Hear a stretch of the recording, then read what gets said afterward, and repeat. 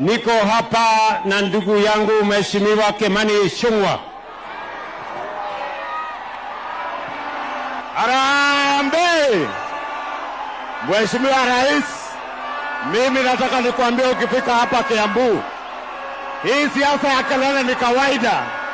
Hapa tunaitwa Kiambu, na hii nduru itakuwa nduru ya maendeleo.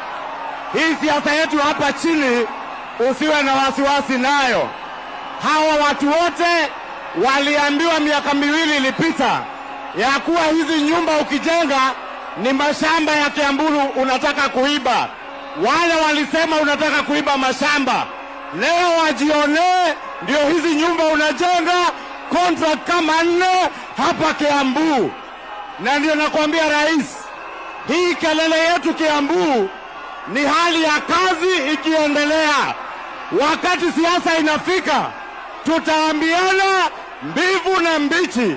Nikimalizia, Mheshimiwa Rais, nimeona leo iko familia imekuomba usaidizi, na vile umetuambia wale ambao wamekuwa wakikutusi, wale wamekuwa wakikuita mwizi, wanakuita kasongo, wanakuambia must go, leo imedhihirika wazi wao ndio wezi, wamekula mali ya mandugu zao. Na Mheshimiwa Rais, ni lazima tulinde mali hata ya mafamilia.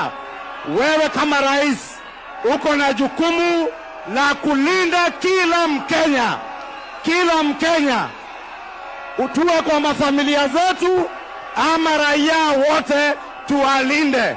Na Mheshimiwa Rais, nikimaliza, hii Kiambu yetu sisi, hata ukiona tukiwa na kelele, sisi tumeamua kwa kauli moja, tutaangalia utendakazi wa ile kazi unatufanyia.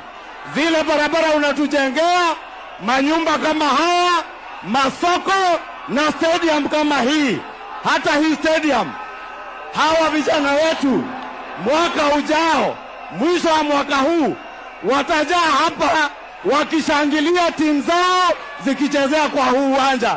Kwa hivyo usiwe na wasiwasi juu ya kelele, hiyo ni kawaida yetu. Sisi tunasonga na tunasema Kiambu ni tu, Kiambu ni tu. Hebu nione tutam ya Rais William Ruto. Asante. Tutam.